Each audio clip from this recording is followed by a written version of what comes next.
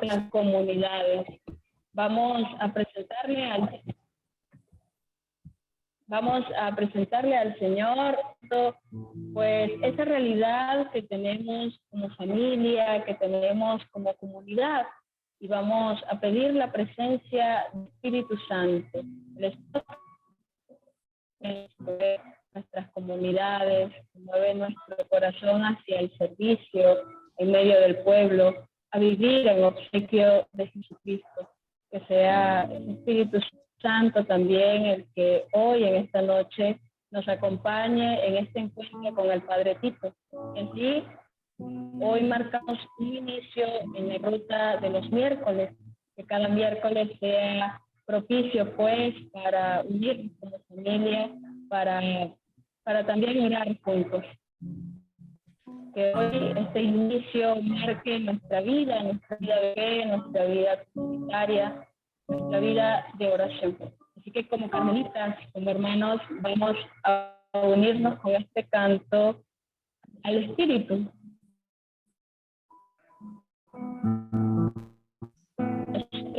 Y aclaramos esa presencia del Espíritu de Dios para que el Padre Javier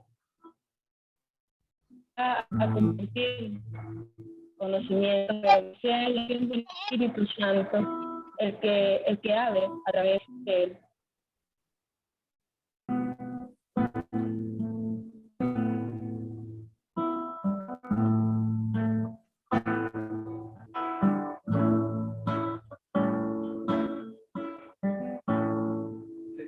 Espíritu divino,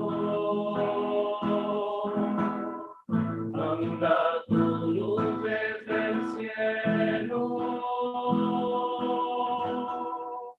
ave amoroso del poder, donen tus dones espléndidos, luz que penetra las almas, el mayor consuelo.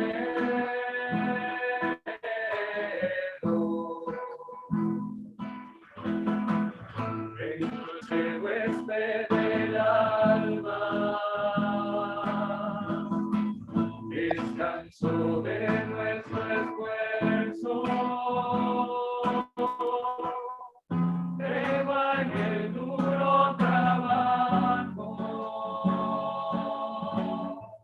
brisa en las horas de fuego, gozo que encubra las lágrimas y reconforta en los duelos.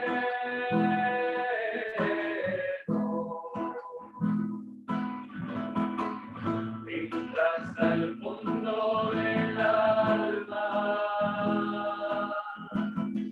divina luz y enriquecedor. Mira el vacío del hombre, si tú le faltas por dentro. Mira el poder del pecado cuando no envías su aliento.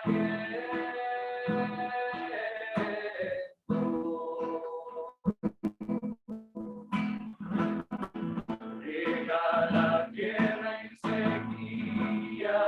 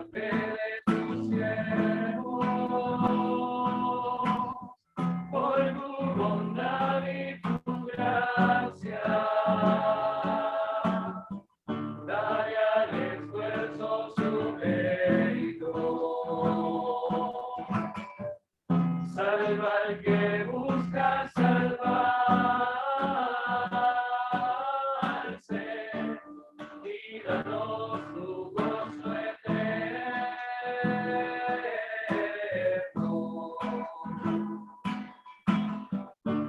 Ven Espíritu, ven Espíritu,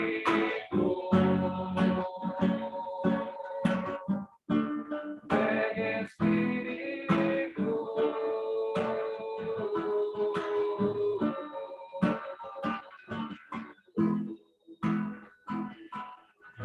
Ponga cámara, ponga la cámara.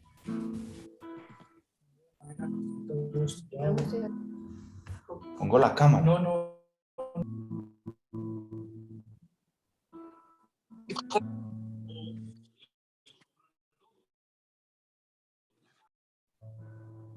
Agradecemos al Señor su presencia a través de su Santo Espíritu en medio de nosotros. Y le pedimos que en este encuentro formativo, en este encuentro en el que vamos a compartir de la mano de nuestro hermano Javier, un poquito de la vida de nuestro querido Tito Brandt, podamos nosotros también imitar a Cristo por medio del ejemplo de nuestro querido Tito. Todo esto te lo pedimos a ti, Señor, tú que vives y reinas por los siglos de los siglos. Amén. Bueno, un gusto poder penetrar comunitariamente. ¿Decía algo? Sí, un momento. Que bueno, vamos a darle un momentico, Padre. Nosotros queremos, bueno, en primer lugar, presentarnos. ¿No es así, hermano? Vamos a darle la palabra a nuestra hermana Julielvis. Esta noche nos acompañará como moderadora de este nuestro encuentro.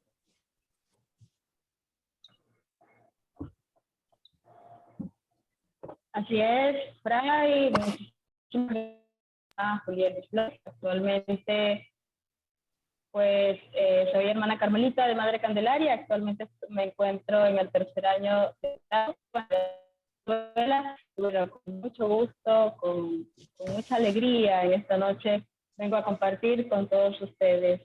Voy a estar acompañada de Fray Horacio desde Petare. Fray, encantada de animación, de encuentro también con el Señor, encuentro con el padre Tito, encuentro como familia carmelitana.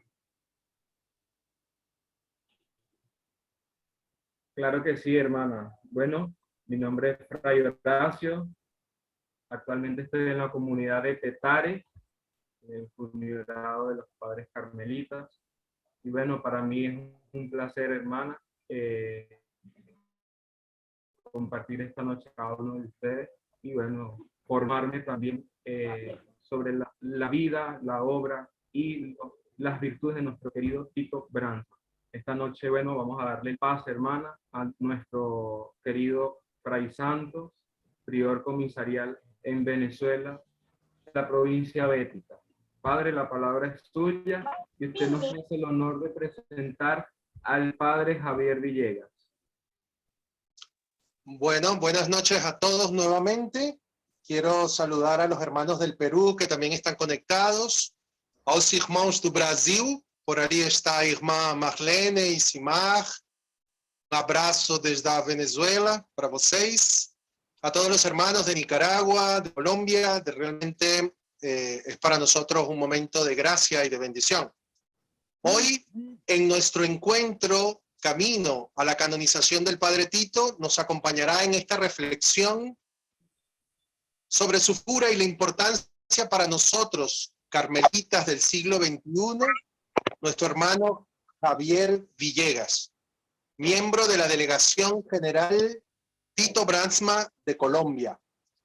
Fray Javier entró en la Orden del Carmen en nuestra antigua, recordada y querida comunidad de Santa María del Carmen del barrio 12 de octubre de la linda ciudad de Medellín, en Colombia. Allí realizó todo su proceso vocacional y durante años trabajó en las comunidades eclesiales en el acompañamiento y animación de la vida espiritual de dichas comunidades. Ha sido un impulsor con sus hermanos de comunidad de la vivencia de nuestro carisma con los laicos, como familia carmelita reunida en pequeñas comunidades llamadas pequeños carmelos y en carmelos domésticos en los sitios donde están presentes. Nuestro hermano Javier actualmente reside en la comunidad carmelita de Manizales, impulsando con sus hermanos el proceso de fraternidad y de espiritualidad de dicha comunidad. Javier, bienvenido a este encuentro y les doy las gracias por tu disponibilidad y por estar con nosotros en esta noche. El micrófono es tuyo. Si los hermanos y hermanas apagamos nuestros micrófonos y nos concentramos completamente en la voz de Javier, sería magnífico. Y que tengamos un buen encuentro. La cámara también para que cargue mejor el audio y la conexión de cada Podemos uno. apagar nuestras cámaras. Nos vemos dentro de... Y micrófonos apagados para este momento en el que el Padre Javier nos va a compartir su experiencia contigo. Nos encontramos en un ratito, nos vemos de nuevo. Claro que sí. Bueno, buenas noches. Comienzo agradeciendo a todos los organizadores de esta preparación que hayan contado tan generosamente con nosotros para esta primera charla. Hablando con Fray Santos, él me decía que lo que buscaba de esta primera charla era como una visión panorámica, como globalizante de la vida de el beato, próximamente Santo Tito Brasma. Ya en las charlas próximas, los siguientes miércoles, se van a profundizar uno u otro aspecto.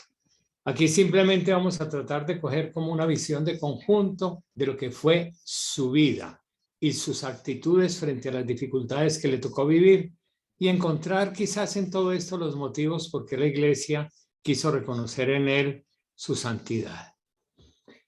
Primero que todo, hay que partir de la familia donde él nació y creció, en Boldwell, Frisia, un pueblo pequeño de tradición católica, de muy pocos habitantes, y casi todos los católicos estaban involucrados en la espiritualidad franciscana, porque fue una misión franciscana la que transmitió el evangelio en aquel sector. Tito es el quinto de una familia de 6 hermanos. Varios de ellos se hicieron religiosos y todos con espiritualidad franciscana. Tito también fue y estuvo algunos años en un seminario franciscano. Él era pequeño de estatura, muy débil, muy enfermo, pero al mismo tiempo vivaracho, inteligente, creativo, rico de carácter y con una gran sencillez y muy buen corazón. Los familiares y algunos amigos, viéndolo así pequeñito y débil, cariñosamente le decían punto o puntico. Y él se reía y hacía chistes también de su pequeñez. Dijimos, en la adolescencia vivió interno en un colegio de padres franciscanos y estando allí, él quiso estudiar la historia y las espiritualidades de varias órdenes religiosas. Y aunque estaba conviviendo con franciscanos, quiso conocer más. Y un tiempo después, él dirá, la espiritualidad del Carmelo, que es vida de oración y de tierna devoción a María, me llevaron a la feliz decisión de abrazar esta vida. El espíritu del Carmelo me ha fascinado. Él no entró aquí sin pensarlo, sin meditarlo. Él entró tomando una decisión después de haber conocido y meditado lo fundamental de nuestra espiritualidad. ¿Qué podemos nosotros aprender de esa primera fase de la historia de Tito. Él en su hogar se levantó con una espiritualidad franciscana y ahí adquirió los valores de la pobreza, la austeridad, el valor de lo pequeño, el amor por la naturaleza y una permanente alegría. Estos elementos los mantuvo por el resto de su vida. Y es bueno que nosotros también comencemos a preguntarnos en la historia personal y familiar de cada uno de nosotros, cuáles son aquellos valores, aquellas riquezas espirituales o culturales que hemos heredado del hogar y de la cultura donde nacimos. Y vamos a retomar lo bueno y quizás también vamos a descubrir que uno de la familia y de la cultura también aprende algunos errores. La salud fue para él uno de los motivos también que le ayudó a tener una mirada profunda sobre Dios. Porque él, aunque siempre desde niño fue débil y aunque siendo niño tuvo algunas hemorragias y cosas que hacían temer por su vida, él mantenía siempre una profunda confianza en Dios. Y entonces, además de la reflexión que haga para conocer la espiritualidad, es básicamente ese diálogo profundo con Dios, lo que le hace encontrar en una libertad interior muy grande por dónde orientar su vida. A los 17 años entró en el Carmelo y ahí le pusieron el nombre de Titus, o mejor, él lo escogió porque ese era el nombre de su padre. Y profesó teniendo 18 años. Por motivos de salud, él, habiendo profesado, le tocaba guardar cama muchas veces, pero él aprovechaba esa situación de enfermedad para profundizar el carisma. Y él se enamoró desde muy principio de Santa Teresa de Ávila y comenzó a conocerla, comenzó a estudiarla, empezó a leer y a escribir sobre ella. Y entonces él, estando ahí solo en una habitación y enfermo, organizó como un horario y un itinerario espiritual apoyado en Santa Teresa. Tanta fue la profundidad de lo que él hizo siendo tan adolescente, allí en su habitación, en su celda, que teniendo él 20 años, entregó un libro, antología sacada de las obras de Santa Teresa. Y ese libro fue prácticamente la traducción de una obra que estaba originalmente en francés, pero él hizo una traducción enriquecida por su reflexión. Se caracteriza pues él por el amor a Teresa, por el amor al Carmelo, por el amor a su pueblo y por el amor al Carmelo local. Luego, en 1905, teniendo 26 años, se ordenó sacerdote. Y al año siguiente lo enviaron a Roma a estudiar filosofía en la Pontificia Universidad Gregoriana de Roma, y en la que también se especializó no solo en la filosofía, sino que hizo estudios de sociología, de espiritualidad y de periodismo. Y lo de periodismo es muy importante porque desde muy muchacho él también ya tenía inclinación al periodismo, ya había hecho sus averiguaciones, sus investigaciones y había escrito, y ya empezaban a conocerlo también por la calidad y la riqueza en su manera de escribir. Luego de venir de Roma hacia Holanda, ya con su doctorado, comenzó a fundar escuelas católicas, liceos y bibliotecas públicas.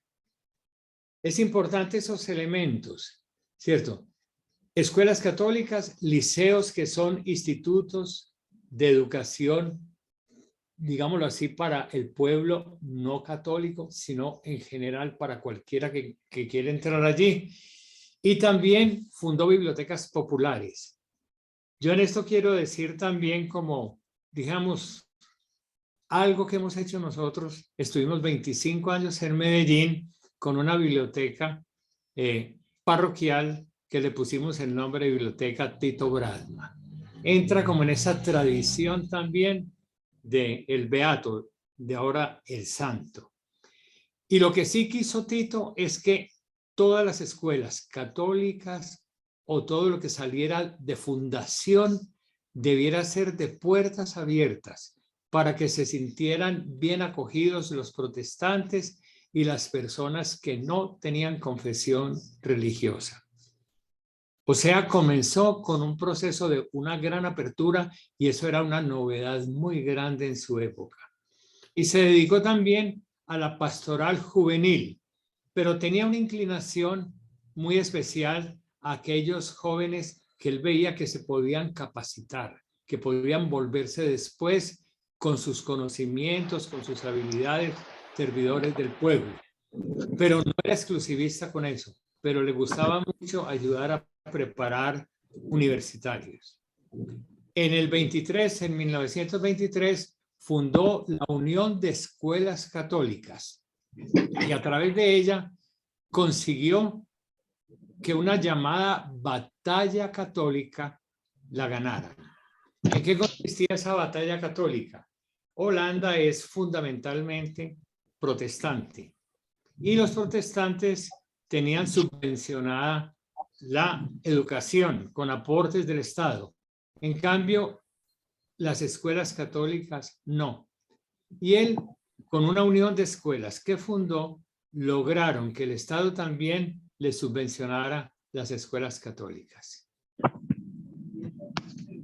Él, estando ya en su tierra arraigado, comenzó, y ya con las escuelas católicas, comenzó unos cursos de mística flamenca.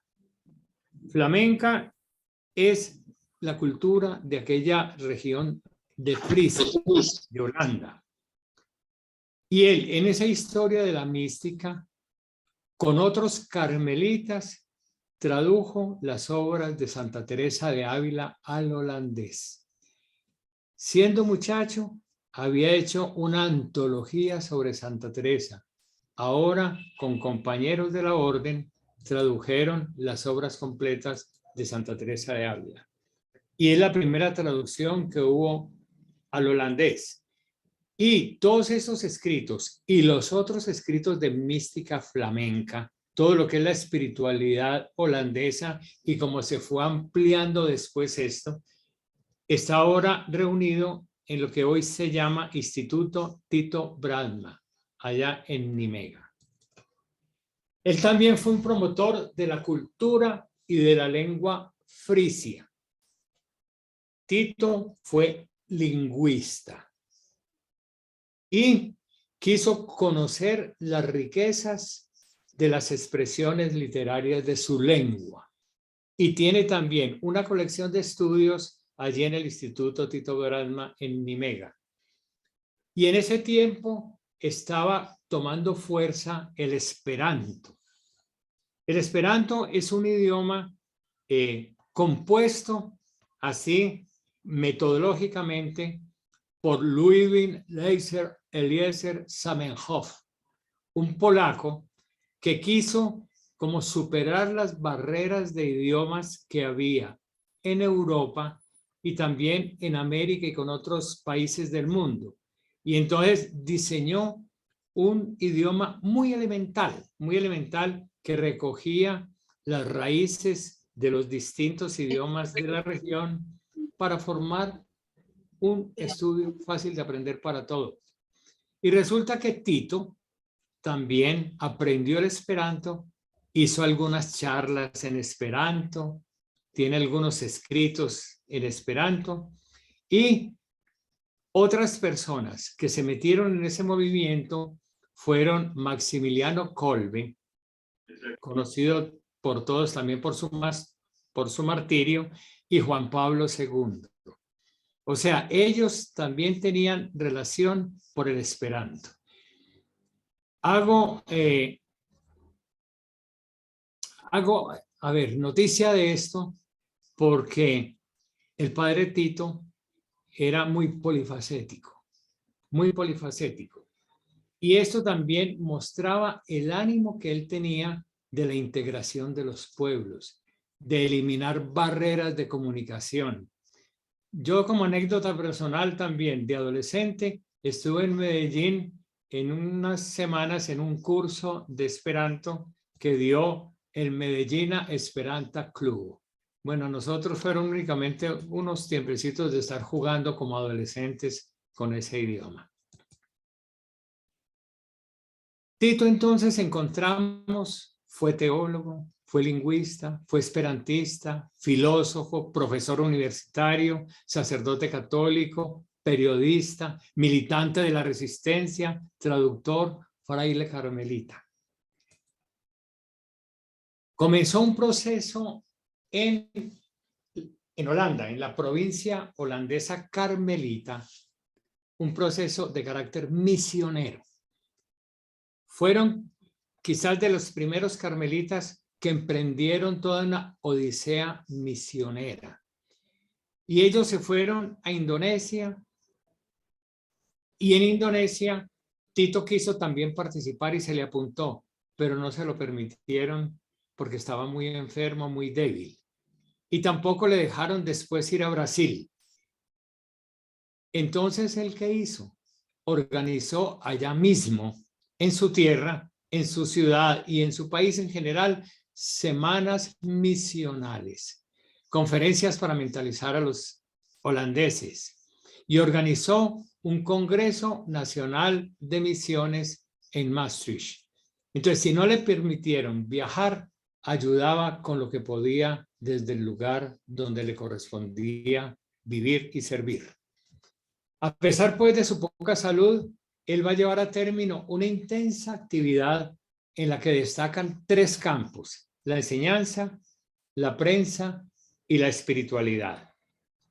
En cuanto a la enseñanza, fue uno de los fundadores de la Universidad Católica de Nimega, que hoy se llama Universidad de Radboud. Ahí en esa universidad, él comenzó como catedrático de filosofía y de espiritualidad. Y allí también ya a un nivel universitario desarrolló trabajos en la historia de la mística holandesa, de la mística flamenca.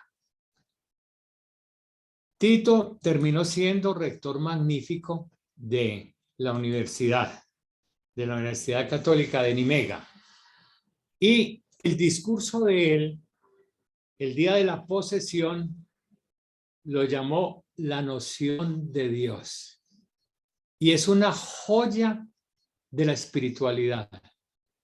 Es corto, es un discurso breve, pero ahí hay como una síntesis hermosa de lo que era la espiritualidad de Tito Bradma y la que él quería vivir y transmitir para todos los que pasaran por allí, por la universidad de la que él empezaba a ser rector magnífico.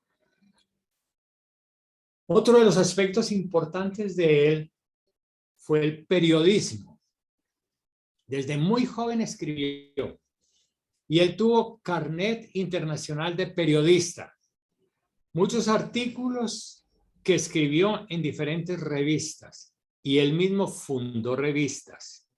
Fue jefe de redacción, no solo revistas de carácter religioso, sino también de carácter cultural. Él unía la fe y la cultura. Y se alcanzaron a coleccionar más de 1000 artículos suyos escritos en diferentes revistas. Es toda una joya que se encuentra también allí en el Museo de Nimega. Fue particularmente un defensor de la verdad. Y él decía que el periodista tiene que comunicar la verdad. Esa es la razón de ser, que la verdad se conozca. Y a él lo nombraron, la iglesia holandesa lo nombró consejero eclesiástico de los periódicos católicos de Holanda. Entonces, para que vamos resumiendo un poco lo que hemos visto, a nivel de educación, fundó universidad, fundó colegios, hizo bibliotecas y cogió nombre en todo el mundo académico de Holanda. Y ahora como periodista le pidieron que fuera el consejero eclesiástico de los periódicos católicos de Holanda. Empezó prácticamente a animar la unión de los periódicos católicos. Y cuando se dice de la unión, es que caminaran por un camino similar, cada uno con su independencia, con su estilo, pero que hubiera como unión entre los católicos holandeses. A él también le pidieron que viajara. Miren que le habían prohibido ir a algunas misiones, pero le pidieron que participara en otras. Fue a una exposición internacional iberoamericana en Sevilla y en aquel mismo viaje se realizó el Congreso Mariano. Él estuvo allí, visitó santuarios marianos, miró la ruta teresiana, o sea, la ruta de Santa Teresa de Ávila, estuvo consultando los archivos. Como buen periodista, le gusta investigar y expurgar. Estuvo en las bibliotecas y en uno de los monasterios de Andalucía le dijeron: ¿estás conociendo la tierra de María Santísima? Y él contestó: también el Carmelo es tierra de María.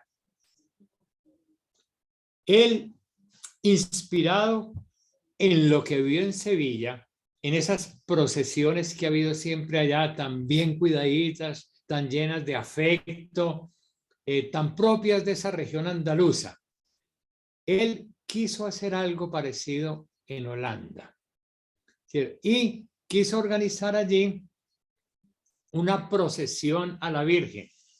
Le dijeron que no lo hiciera, que eso allá no tendría el mismo resultado que en España, que en Andalucía. Decían: aquí la mayoría son protestantes. Sin embargo, él fue un poco terco. Y con ocasión de un Congreso Mariano Nacional celebrado en Nimega y en la que él tuvo mucho que ver en su organización, él hizo esa procesión con las imágenes de María, la lanzó a la calle y todo el pueblo salió a acompañarlos. Eso como una anécdota de que él también, siendo un hombre muy respetuoso, y eso es una de las características de él, siendo muy respetuoso con las identidades espirituales de los otros, también es muy claro en lo que él piensa, en lo que él cree y lo propone también de una manera directa. Él era muy sensible a las necesidades de la gente, ¿cierto? Y espontáneamente lo encontraban o dedicándole tiempo a unas personas humildes para cubrir sus pequeñas necesidades, escribir una carta, ayudar a levantar un objeto pesado, cosas de esas por el estilo, que se detenía a prestar un servicio puntual a una persona necesitada.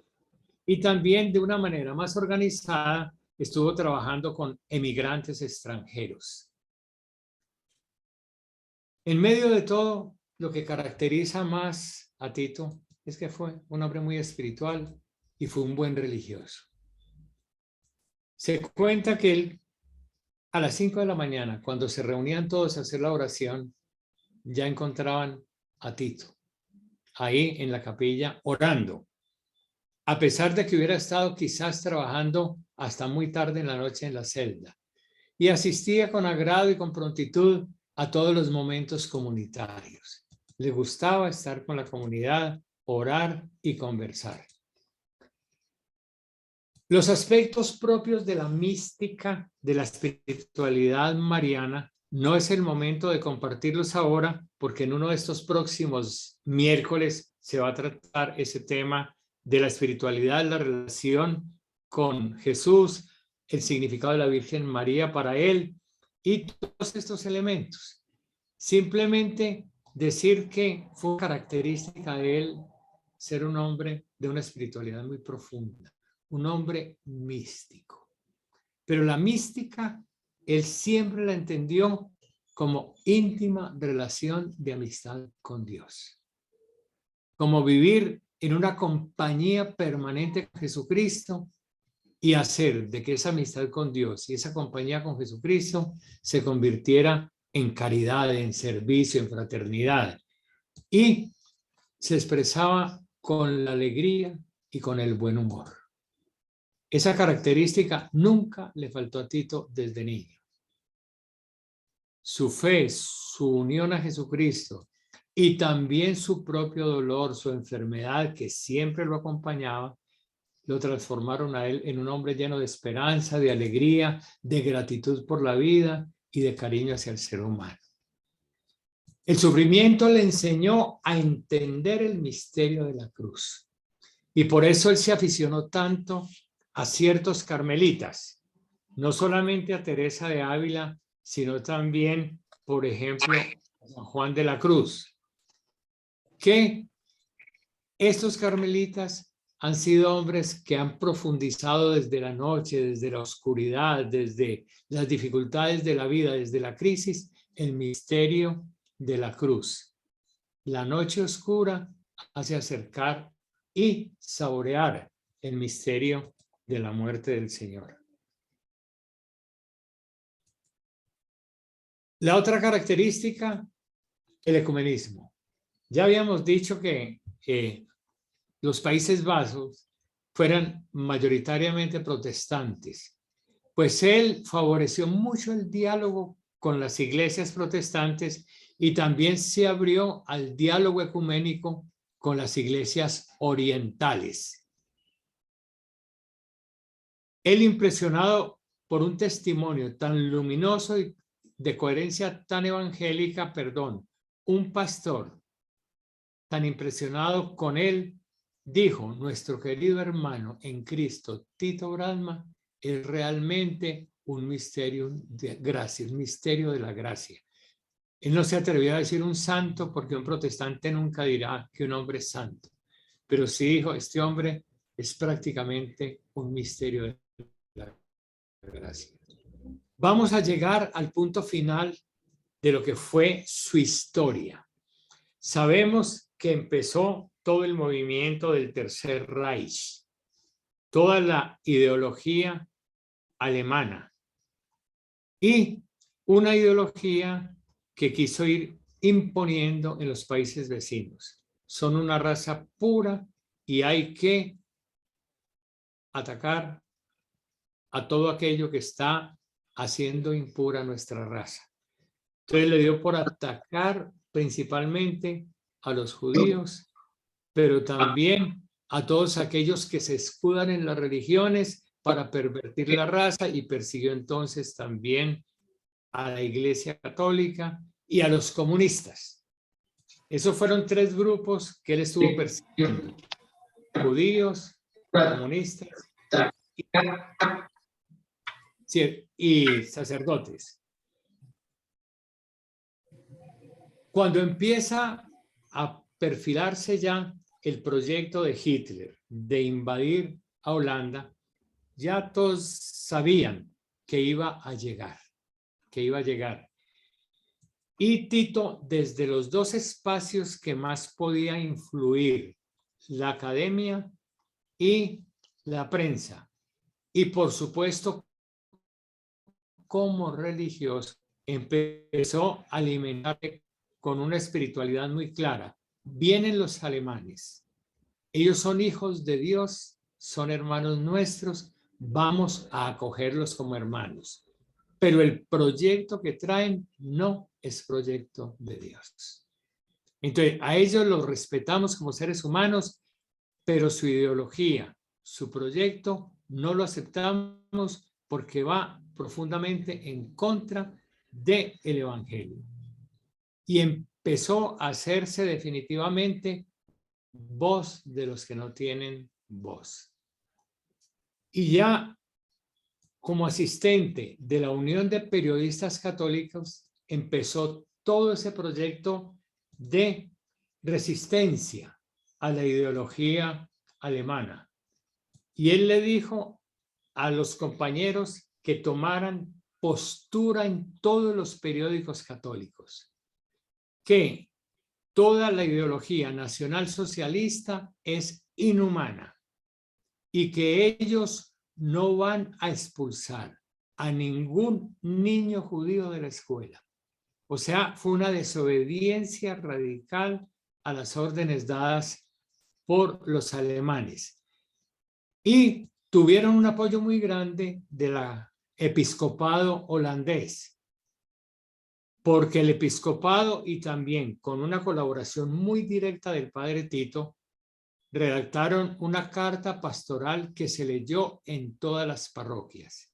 Y allí los obispos condenaron oficialmente las medidas antisemitas de los alemanes y las primeras deportaciones de los judíos. Le avisaron a Tito que ya venían los alemanes a cogerlo para que él huyera de Holanda, ya que su vida corría verdadero peligro.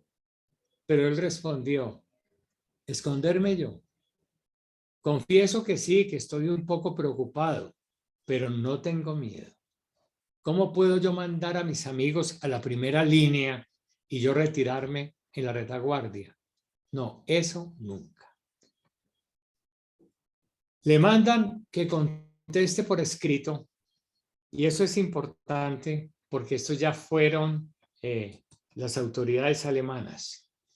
Le mandan que conteste por escrito por qué el pueblo holandés, especialmente el católico, se opone al nacionalismo, al nacionalsocialismo. Y él organizó su respuesta y de un día para otro presentó 8 folios como respuesta. Y enumeró una cantidad de cosas de la ideología socialista que no podían aceptar los cristianos de Holanda porque iban contra el evangelio. Pero termina la exposición de una manera muy hermosa.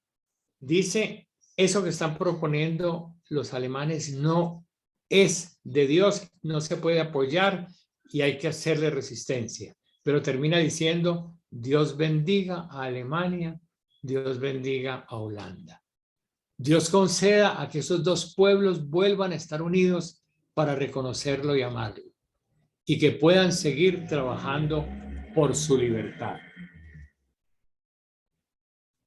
Lo cogieron prisionero, lo detuvieron en enero de 1942, cuando intentaba persuadir a la prensa católica holandesa de que no incluyeran propaganda nacionalsocialista ni consignas nazis en sus ediciones.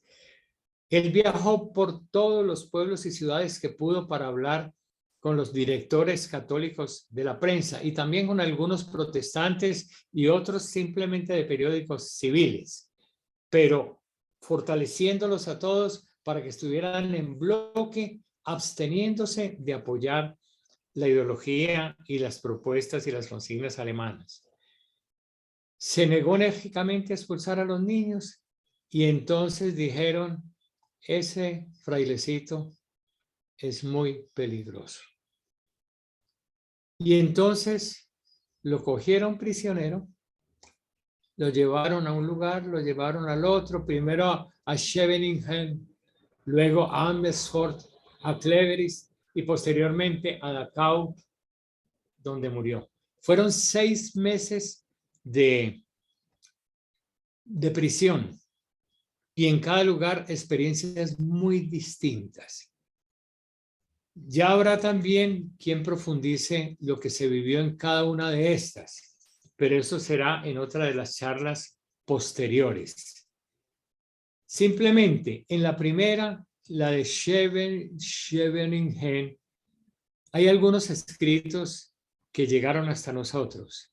Miselda, aquel poema tan hermoso ante Jesús, ante una imagen de Jesús que él mismo elaboró ahí en el cuarto. escritos sobre Santa Teresa, que siguió haciéndolos y también seguía manifestando allí la alegría. Él de alguna manera decía que allí estaba viviendo la espiritualidad carmelita, por lo que implica estar encerrado en la celda y poder estar haciendo oración día y noche en la celda. Y él escribía: mi único refugio ahora es Dios, y con él me siento seguro y feliz. Me estaría aquí siempre si tal fuera su voluntad. Y con una estampitas organizó una cruz en la que estaban el Señor, la Virgen, Santa Teresa y San Juan de la Cruz.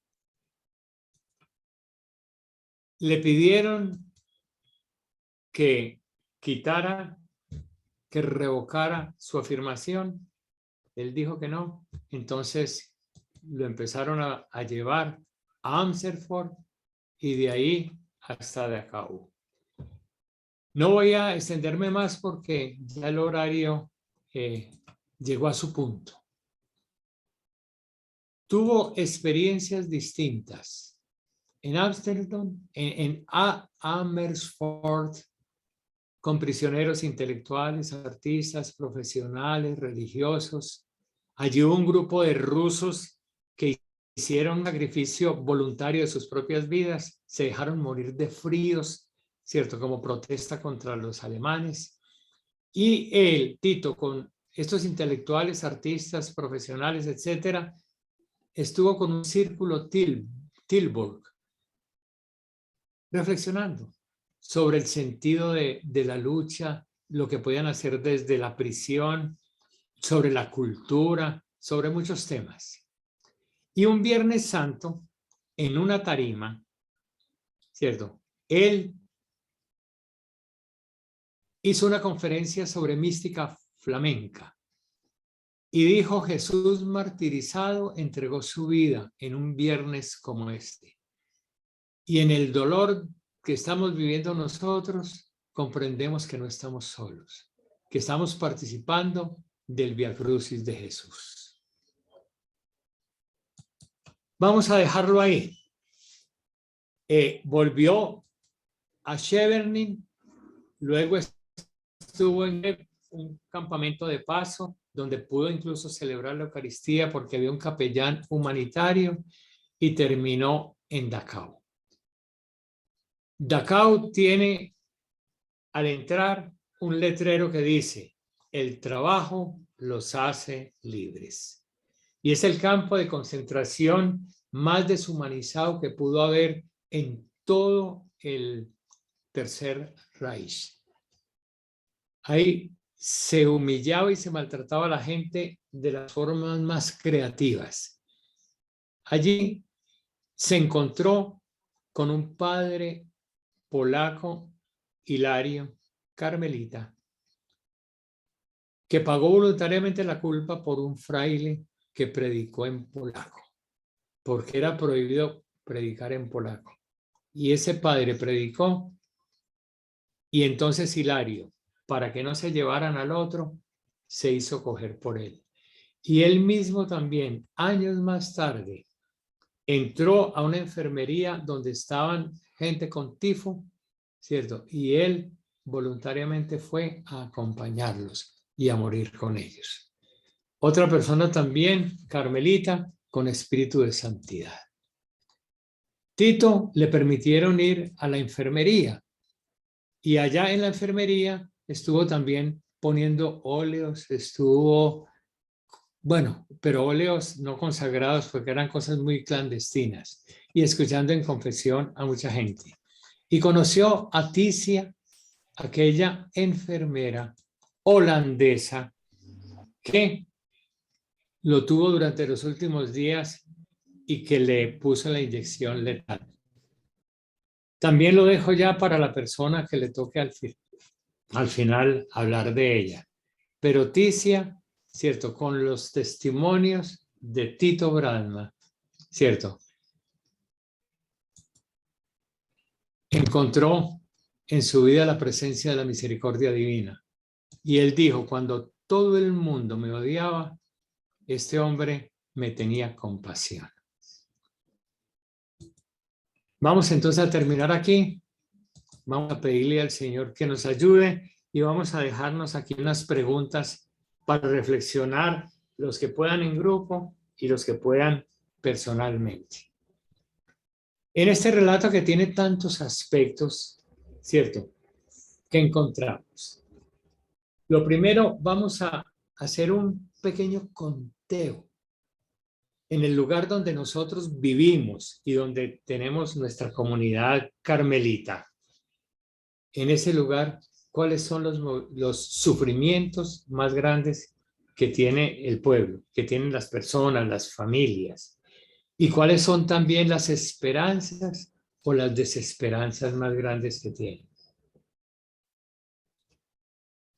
Lo segundo es cuando nosotros planeamos la vida dentro de la comunidad y las misiones nuestras que tienen que ver con esos sufrimientos, con estas esperanzas y desesperanzas del pueblo.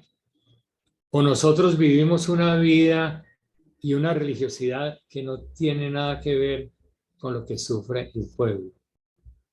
Y lo tercero, lo que hemos visto en este panorama, porque ha sido únicamente un panorama como un mar de cosas con 1 milímetro de profundidad.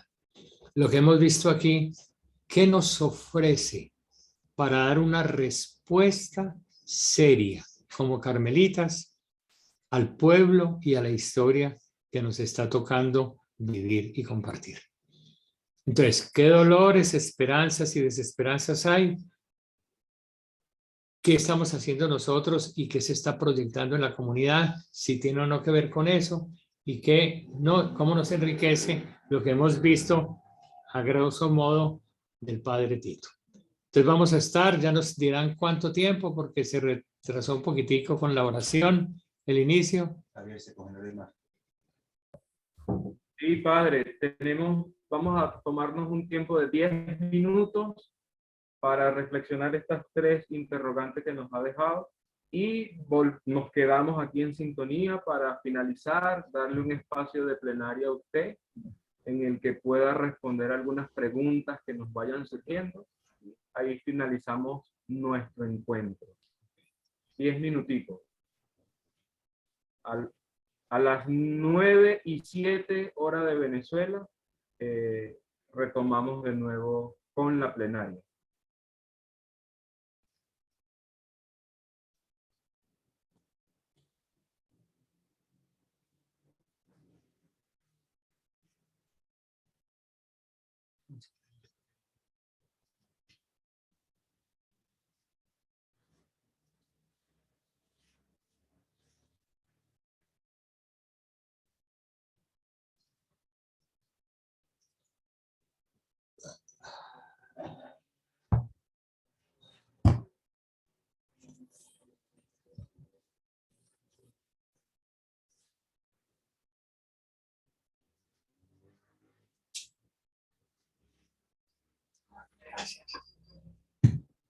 Se oía bien. O me viene desde aquí.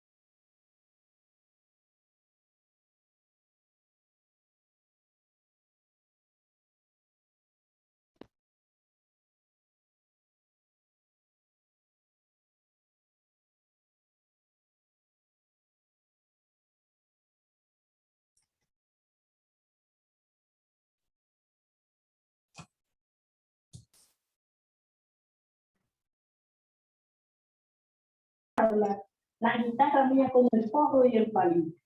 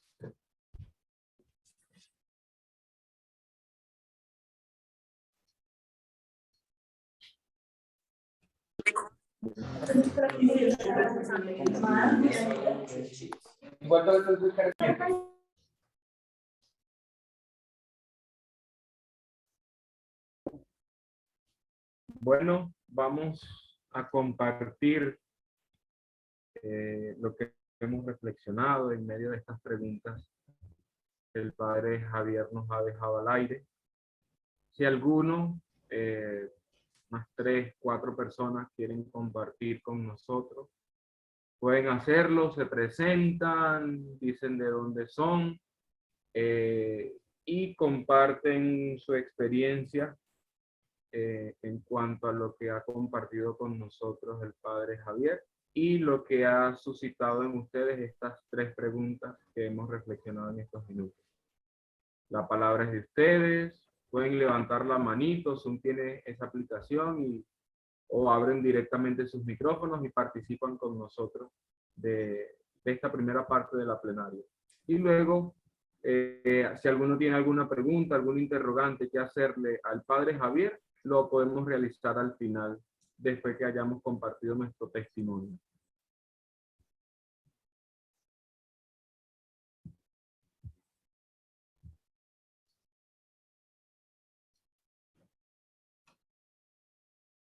Los que no tengan micrófono, cámara, bueno, pueden también dejar algún mensajito por el chat.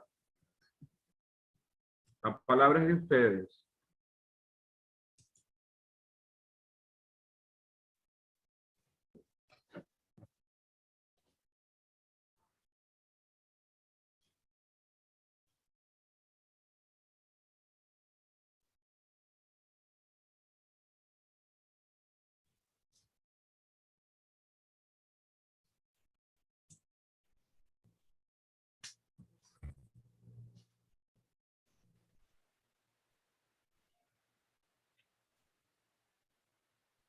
Bueno, Fray, mientras nos animamos a compartir, yo quisiera comenzar.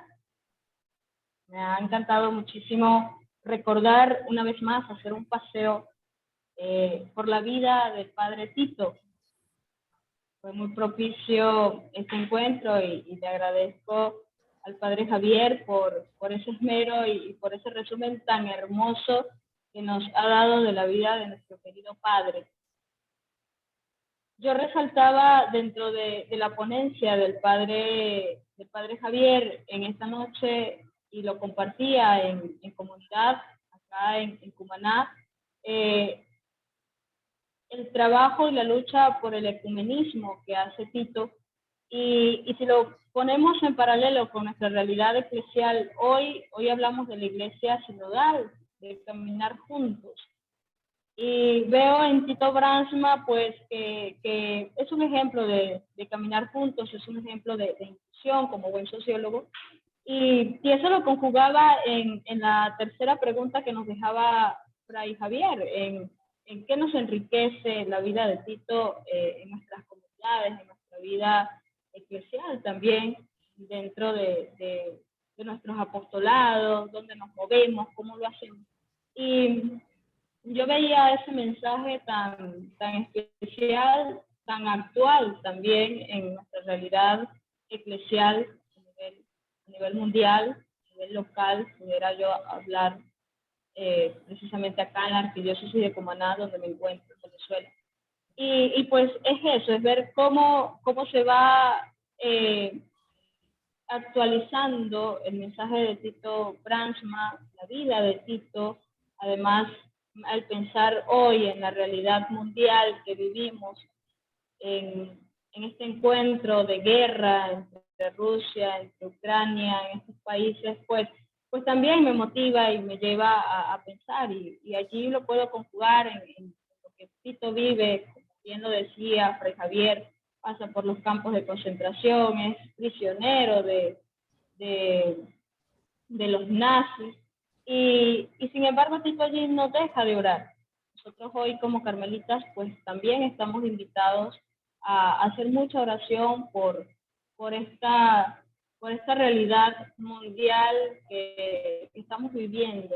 Y si nos acercamos a la realidad social que vivimos en Venezuela, pues también.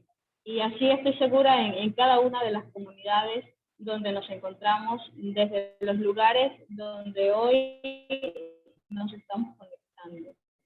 Siento que el mensaje de Tito Brandsma pues se actualiza en nuestra vida, se actualiza en nuestro hoy, y es gracias también a la presencia de Dios, a la presencia del Espíritu Santo, pues que nos hace revivir, que nos hace recordar, y nos hace también tener estos modelos para nosotros vivir como carmelitas, vivir como comunidad, vivir como iglesia.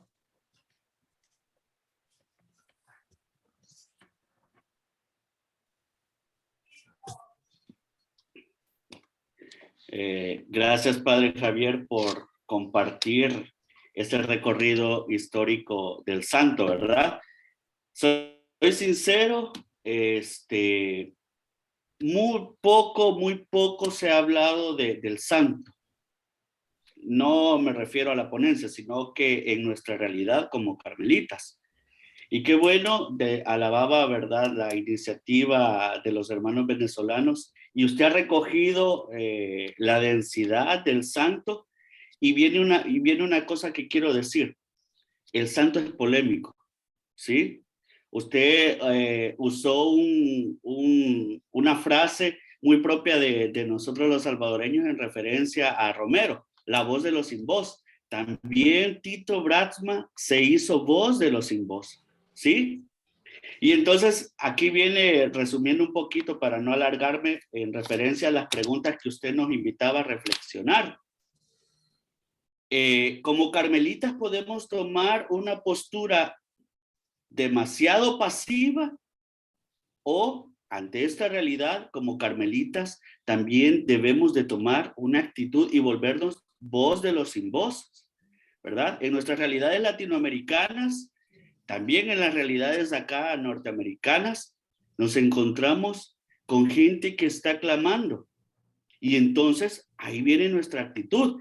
Y entonces usted ha recogido, le compartía hablando ahí con Santos, ¿verdad? Nos ha mostrado detalles que nos invitan a seguir contemplando a Dios en medio de la realidad, ¿sí? Gracias, Padre. Solo ese comentario.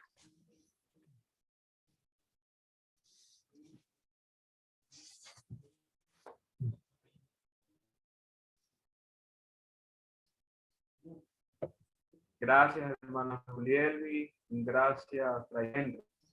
¿Alguna otra persona que se anime, que quiera compartir con nosotros? Por aquí la hermana Isimar le da las gracias al Padre Javier por la iluminación en este encuentro. Y leo su mensaje. Padre, este caminar interreligioso que tan respetuosamente nuestro querido Tito profesaba, ¿qué piensa usted es nuestro hoy, en nuestro hoy respecto a este tema? el Papa Francisco camina y nos muestra este diálogo, pero en nuestras pequeñas comunidades y parroquias, ¿cómo alentamos y motivamos este diálogo?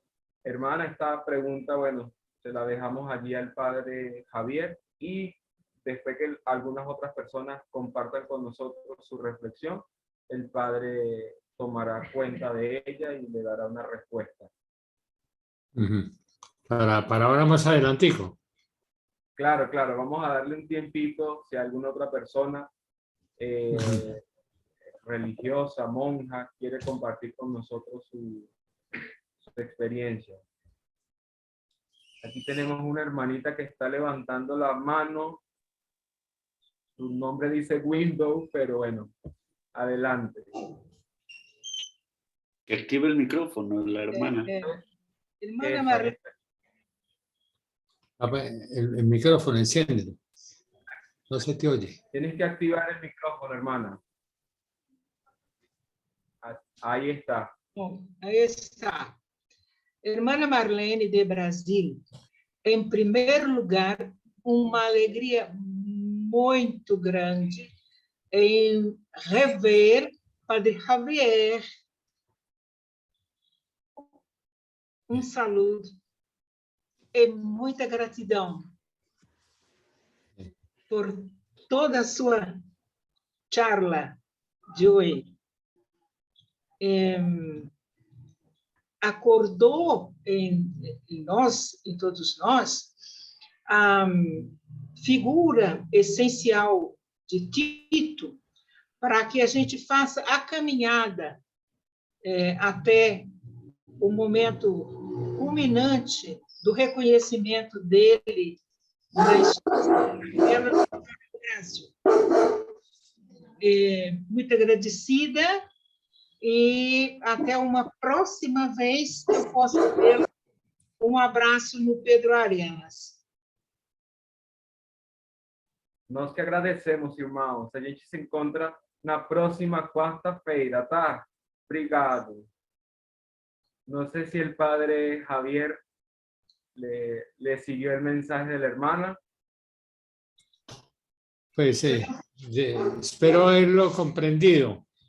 Mire, estamos viviendo momentos que son muy coyunturales.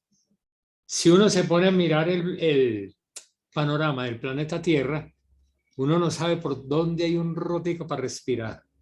El calentamiento global, la pandemia, el inicio de una guerra que pone a tragar saliva a todo el mundo recordando lo que fue la Primera y la Segunda Guerra Mundial.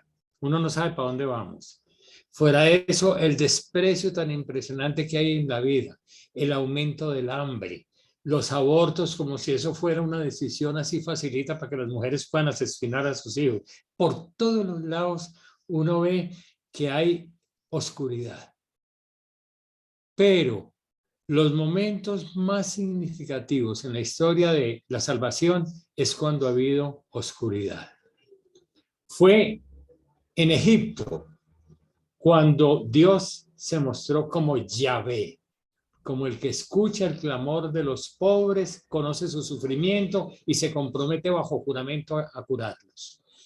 Fue en Babilonia donde encontramos los rostros más hermosos de Dios, cuando había 70 años de exilio. Fue también en la persecución de los macabeos, cuando la gente creyente entendió que la muerte no era el fin, sino que tenía que existir la resurrección. ¿Cierto? Es en los momentos de gran dolor y de gran tragedia, la noche oscura, ¿cierto? Cuando aparece la luz del Señor. Y por eso, mientras más bravo el toro, decía el dicho que ya no nos gusta, mejor es la corrida. Con un mundo tan complejo, tan injusto, tan corrupto por todos los lados, que nos ha provocado esta hambre, esta desigualdad social, estas guerras. Uno no sabe los orígenes y formas y todo lo que hay detrás del proceso, cómo se vivió y se sigue viviendo la pandemia, ¿cierto? Pero con todo eso sabemos que tenemos una riqueza espiritual muy grande y que lo que tenemos que hacer no es grandes cosas. Tito decía, no se trata de hacer grandes cosas, sino de hacer las pequeñas cosas con grandeza. Y esa tiene que ser nuestra vocación. Entonces empezar a mirar desde lo cotidiano, desde la misma vida comunitaria, desde la cosa más cercana, cómo ir humanizando la vida. Y en los dones que tenemos y en la formación académica que tenemos, cómo podemos ir influenciando la comunidad. Tito se fue muy especialmente por la educación y por el periodismo, pero también por el ecumenismo, lo que él tenía a su alcance. Pues miremos cuáles son los 5 panes que tenemos con las 10 viejas con que compartimos la vida, ¿cierto? O con esos solterones con los que nos toca vivir. Es decir, ¿cuáles son los dones que tenemos? ¿Qué nos ha dado el Señor? ¿Y cómo los podemos poner a servir para que nuestra presencia sea una buena noticia para la gente que nos rodea y que tienen hambre y sed de Dios? Sí, a mí me parece que nosotros no podemos agachar la cabeza frente al calentamiento global, pero tenemos que reciclar. Eso sí, y tenemos que sembrar lo que podamos sembrar, y tenemos que evitar los gastos que podamos evitar, y tenemos que dejar las superficialidades. Lo que nos dice el Papa Francisco, hemos mundanizado mucho la vida. Y yo creo que el que esté libre de pecado, que tire la primera piedra. ¿Cierto? No sé si más o menos va un poquitico la respuesta. Simplemente humanicemos desde lo más pequeño, ¿cierto? Y con los dones que tengamos, veamos el alcance de lo que podemos hacer, ¿cierto? Unos por un lado, otros por otro, unos por el arte, otros por la ciencia, otros por la educación, otros simplemente oyendo, con una palmadita en el hombro al que no tiene en la vida quien le dé una palmadita en el hombro. Creo que por ahí sería la cosa, ¿no? Sí. Bueno, por ahí va.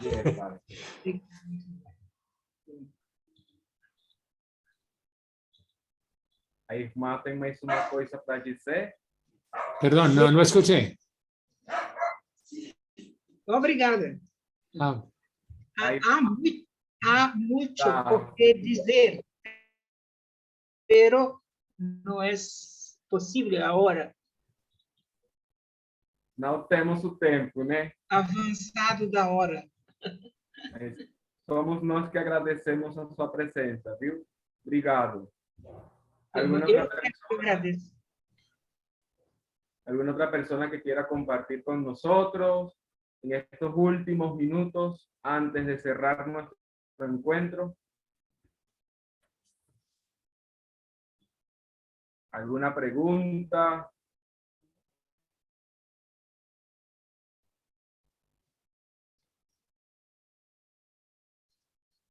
Por aquí nos dice Roxana Sánchez. Definitivamente Tito es un ejemplo de vida que nos motiva constantemente a caminar en lo que ahora conocemos como sinodalidad.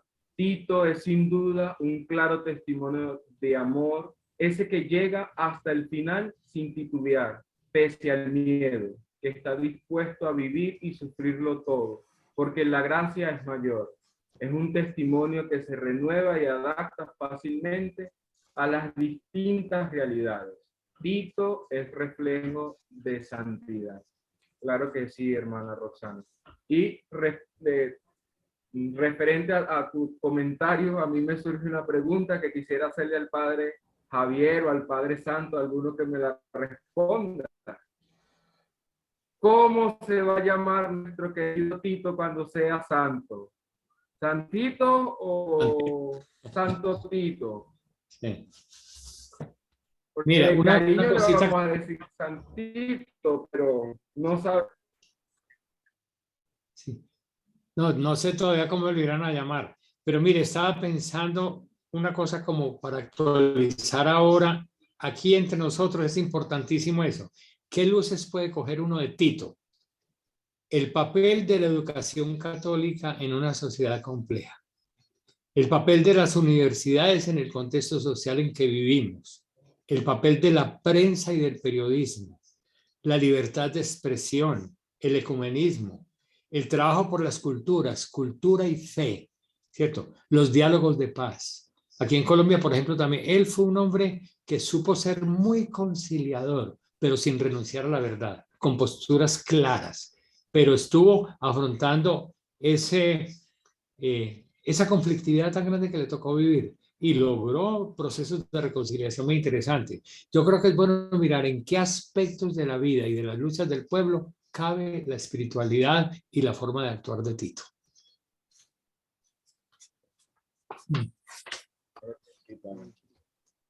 Bueno, bien. nuestro tiempo ha llegado a su fin. Vamos a Entonces, darle la palabra al Padre Santo, que nos tiene una pequeña información. Adelante, Padre.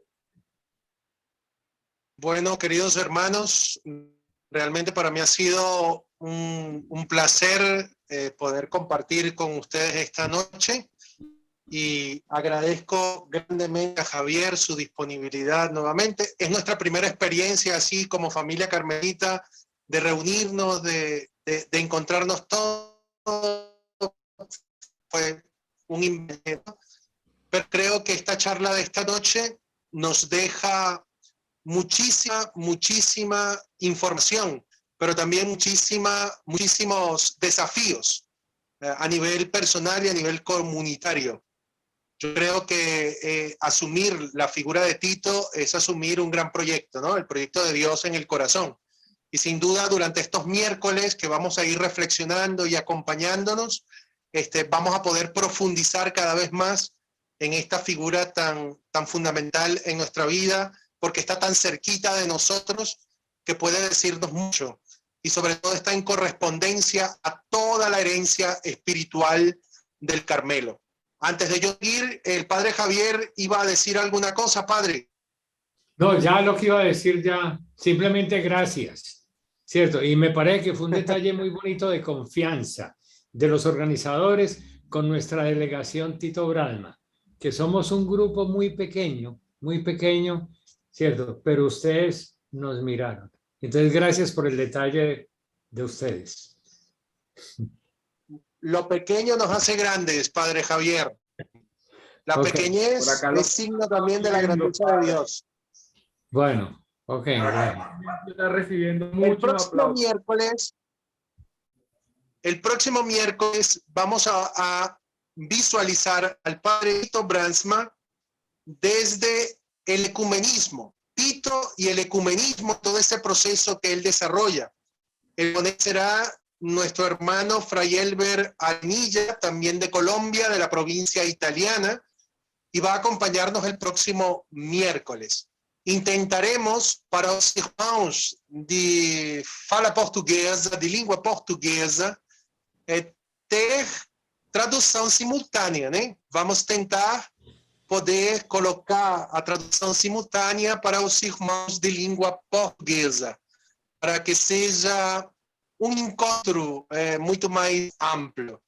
Agradezco a todos los que realmente han hecho posible, a mis hermanos de Petare, que han hecho un trabajo fantástico desde el diseño y desde la elaboración, a la hermana Juli Elvis y a todos los hermanos. Ojalá y podamos también nosotros ser continuadores de todos estos miércoles, de estos encuentros que estamos teniendo, y propagadores a nuestros laicos, a otros frailes, a otras religiosas, a otros hermanos, porque creo que conocer a Tito es conocer a un hombre de Dios, y ojalá y estos miércoles nos dejen ese buen sabor. Así que por mi parte, gracias, y que pues, los organizadores nos encuentren. Dice el hermano Edimar que gracias, Fray Javier, porque hablaste muy despacio y se entendió en Paraná, allá en Curitiba, donde te están escuchando.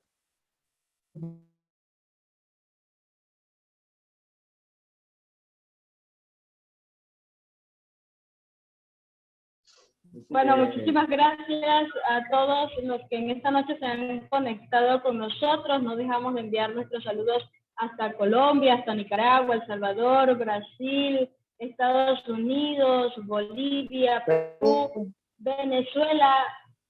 Muchísimas gracias por la respuesta, por unirnos como familia. Muchísimas gracias, Padre Javier, por nutrirnos una vez más con los conocimientos y sobre todo acercarnos a este gran santo nuevo gran santo que vamos a tener en la familia carmelita. De verdad que yo también me siento muy complacida de haberles acompañado en esta noche, de haberme nutrido también de esta riqueza de nuestro amado Carmelo. Y bueno, como lo decía Fray Santos, la invitación es para el próximo miércoles.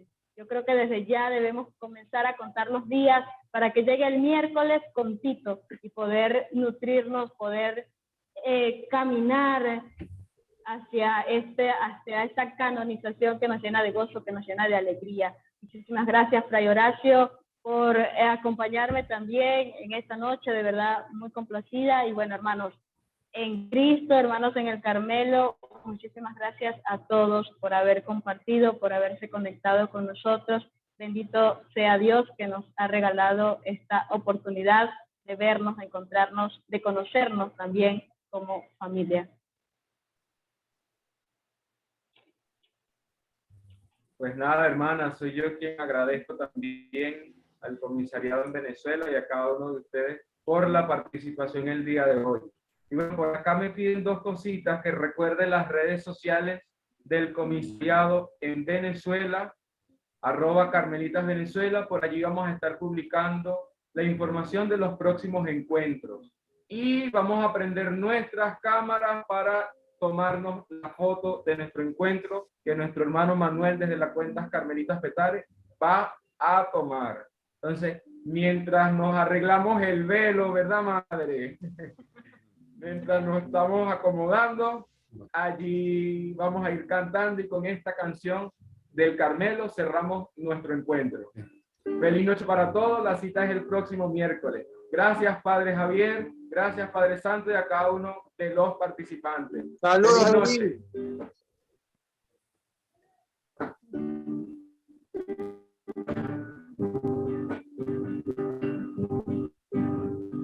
Tú, Jesús, tú nos llamaste Carmelo. Tú, Jesús, tú nos llamaste a Carmelo. Tener como madre a María y por modelo al profeta Elías. Tener como madre a María y por modelo al profeta Elías. Seguimos tras las huellas de Teresa y de Juan, de Magdalena y Tito, Candelaria y más. De la parroquia, el hospital y también en la familia, sembrando fraternidad. Tú, Jesús, tú nos llamaste al Carmelo. Tú, Jesús, tú nos llamaste al Carmelo. Tener como madre a María y por modelo al profeta Elías. Tener como madre a María y por modelo al profeta Elías. Caminamos en familia, hermanas y hermanos, en presencia del castigo, en obsequio de Jesús, meditando día y noche en su santa palabra y sirviendo al que sufre en solidaridad. Tú, Jesús, tú nos llamaste al Carmelo. Tú, Jesús, tú nos llamaste al Carmelo. Tener como madre a María y por modelo al profeta Elías. Tener como madre a María y por modelo al profeta Elías. Buenas noches. Nos vemos el próximo Buenas noches, gracias. Que Dios nos bendiga. Buenas noches. Gracias. Luego. Buenas noches, hermanos. Boa noite. Saludos a Mari. Buenas noches, saludos. Saludos, madre. Chao. Gracias. Dios mediante.